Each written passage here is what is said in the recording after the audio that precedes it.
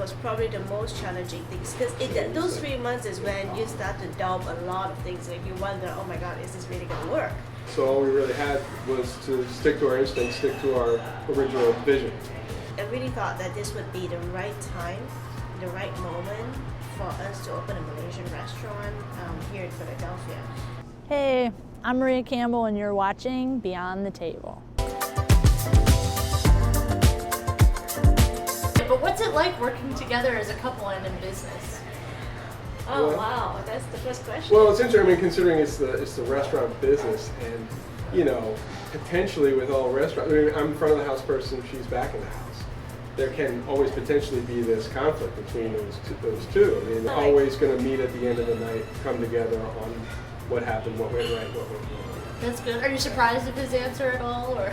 No, I'm not. I mean, we always have, situations that we have to work out. Sometimes we agree on things, sometimes we disagree on things, but sometimes being a couple, when you disagree on something, you have to figure out how to make it work somehow. And that's really, I think at the end of the day, being a husband and wife, it's almost something that we force ourselves to have to do. Yeah. You make it work out. If we disagree, it's not like another staff or another employee where you can, agree to disagree. It's like, no, it's got to work out. Yeah. Because you've been around for a year now, right? Yeah. Since February. Mhm. Correct? Yeah, February So a last little year. over a year. Yeah. So Yeah. now I feel like it's like, oh, now it's a different stage of the business. Yeah. What is something that maybe you've learned along the way that has helped you to this point now? Oh, quite a lot. I Yeah, don't know. a lot of lessons learned for sure. Yeah. I think one of the things that we had to really learn earlier on is to stick to our goals, stick to what we set out to do, because the first couple of months was very testing. Yeah, we had this idea to open this place. We knew that was going to be different. We were still trying to introduce the cuisine, the concept, and of course, the first couple of months, customer feedback was it's all over the place. People were still trying to understand us. Some was great, and some didn't quite get what we were doing, or had some preconception that we weren't meeting, and were just confused. So all we really had was to stick to our instincts, stick to our original vision. I think with anyone who starts a business, one of the things before you even get started is your business plan, your business goal, what the idea is, what the concept is. I think that's very important, right? Mm-hmm. But once that is set, stick to that. And sometimes it's so easy to let customers influence you and cause doubt that maybe we should change this and change that and introduce a bunch of things. And before you know it, your original business plan is all convoluted with all the different things that has been changing. But Not every piece of feedback you receive is something to take into action. Right. Yeah, exactly. Take into consideration, sure, we thought about everything, but First 3 months was probably the most challenging things because those 3 months is when you start to doubt a lot of things. Like you wonder, oh my God, is this really going to work? One of the things that I really treasure the most, and we have been able to really develop here, is our staff. How we treat our staff, how we bring them together. This restaurant, the back of the house and the front of the house, works quite differently from most restaurants. We grew up in a kitchen where there's a mom, a grandmother, an aunt, a cousin, an auntie.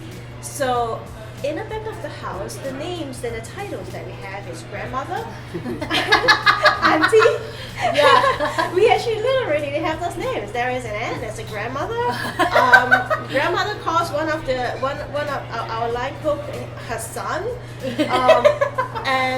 And yeah, so it's like so in other words, I'm the big sister and it's the cousin, and it's that kind of position. Yeah. And the funny thing is that they understand that kind of position, and they understand that kind of family hierarchy, Yeah. and they understand that kind of you know, growing up in this kind of kitchen where it is really a family-based kitchen, Yeah.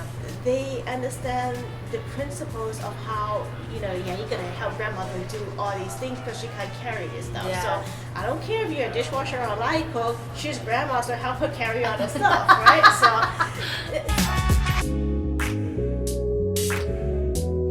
We both have completely different skill sets. Yeah. John and his, you know, his music, his, you know, eye to creativity has really contributed a lot. Like a lot of people talk about the music that we play here and how wonderful it is. He never grew up. John never grew up in Malaysia. He doesn't speak Malay, but he compiles this music in a period of the 70s and his Malay songs. I don't know how the heck he does it. It's more 60s. Do you? But See, I don't have any talent in that area. Is there an artifact in specific that you really love that you were able to bring back here to be displayed in the restaurant? Definitely, the one that comes to mind would be the Guinness sign that she found in an antique shop in kind of a fancy part of KL. But I mean, the guy had it there, and I think she sent me a picture. And she said, "What do you think?" I was like, "Don't come home without that." You know, or, I mean that, but I mean, it was like, definitely bring that. Yeah. And she actually ended up hand carrying it. She had it. That thing was it didn't so go in the heavy. water. It's cast iron. It's so heavy. I could have cut my toes But if it's I just dropped it. this classic ceramic on steel sign, a little bit beat up, a little bit rusty. Obviously, some kids were using it as some kind of target practice back in the days. It was But- like outdoor advertisement sign, you know, at the outside wall of a coffee shop. That's what it used to be. I really wanted some kind of a mural, but you know, the whole thing came together gradually.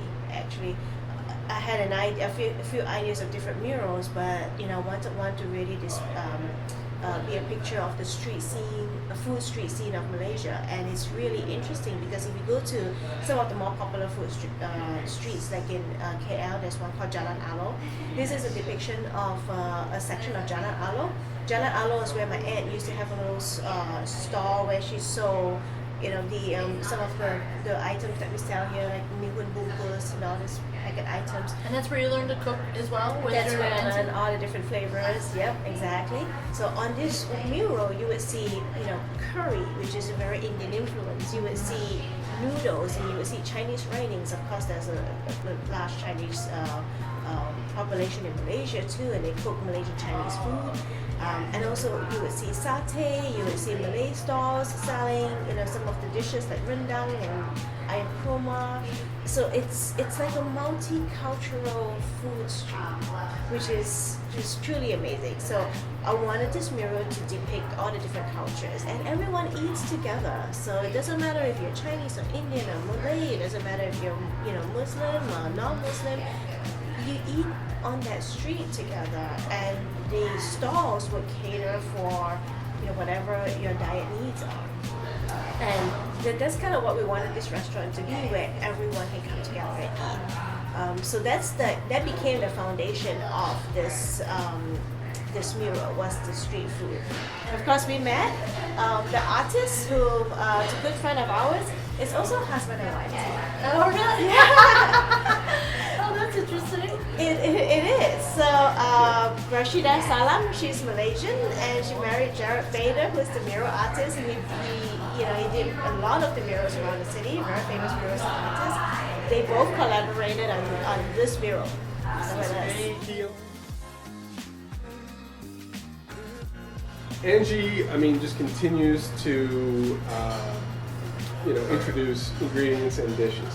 I mean, there's a lot more to go. There's so much to the culture. I mean, I can say as someone who obviously not from there and had to go, I had to visit several times before I started to get a feel of really what I was seeing. I mean, I loved it right away. I'm the sort of person who kind of enjoys the feeling of a culture shock. It was actually my first time in Asia, was being there in Malaysia. So, yeah, it was amazing. And it took me a couple visits and, a couple months of being over there before I could start to really digest what was going on.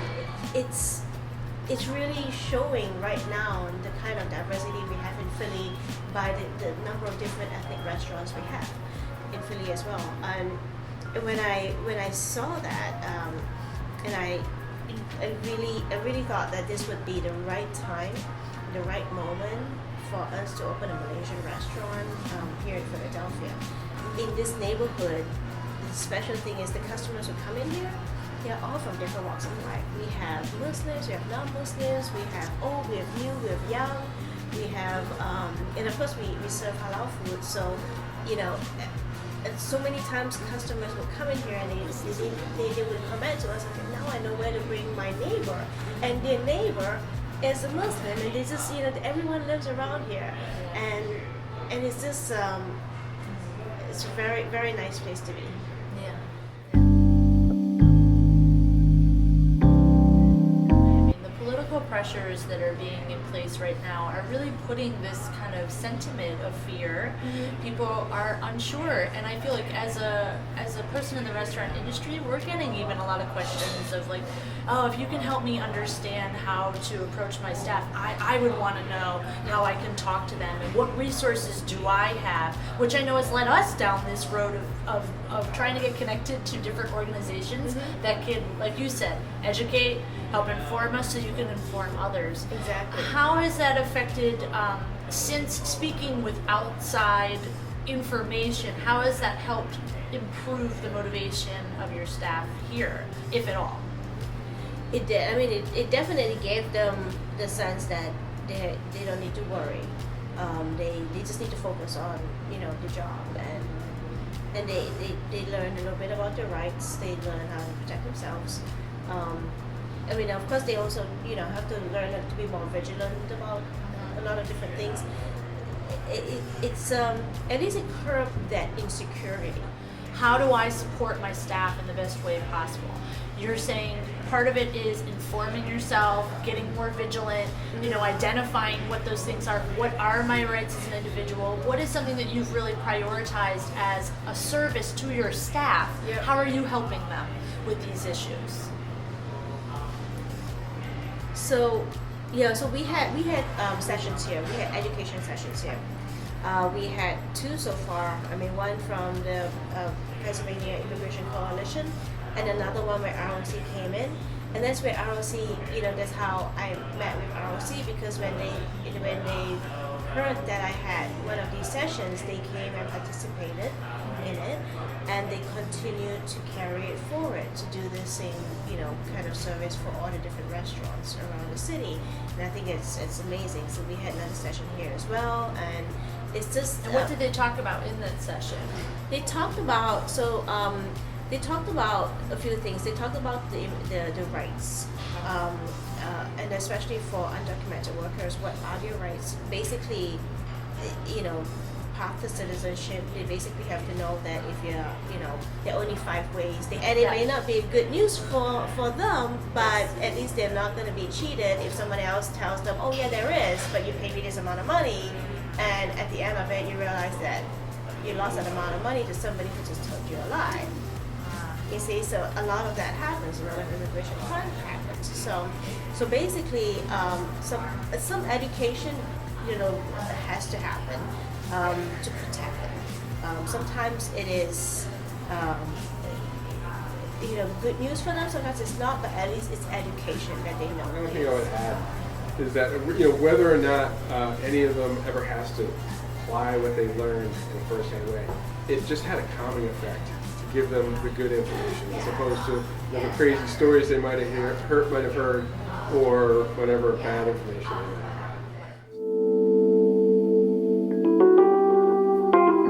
You called me on the phone to tell me that I have this idea. I don't know the answer to anything I'm going to say, but I'm just going to say it. And I thought that was wonderful that you started somewhere. And it began with a word. Can you describe to me this word that you talked to me about previously and how it relates to the issue of diversity? Yep, absolutely. So the word is Muhibbah. Muhibbah in Malay language means to come together with love and tolerance, and it's especially used across a setting of multiple cultures, multiple religion. It was used very widely in Malaysia. It's still used very widely in Malaysia because we have so many different cultures, so many different religions, and so many diversities. And when we all come together to, for a celebration or for dinner, we say that's very Muhibbah. Okay. Yeah, so it's a very lovely word, and someone has also told me that Muhibbah in Arabic language also means love. I was like, oh wow, I didn't know that. So there is a lot of beauty around that word Muhibbah. Oh, So it cool. would be so nice to have special events, do a charity dinner, and we call it Muhibbah dinner. We have chefs of multiple cultures coming together in collaboration to create that dinner, and then we'll have customers of multiple cultures, multiple backgrounds coming in to eat together. And It doesn't matter where I came from. It's the experiences and things I learned from other people all around me that help bridge that understanding. That's beautiful, and it can be done through food. absolutely, yeah, I feel the same way too. It's very approachable, and sometimes you don't need like you say, you don't need a whole lot of background to enjoy good food. And when you enjoy good food, every person's inquisitive nature is, what is it? Where does it come from? And then that's an icebreaker to now a conversation of what food is this? Where does it come from? Let me learn more about that culture.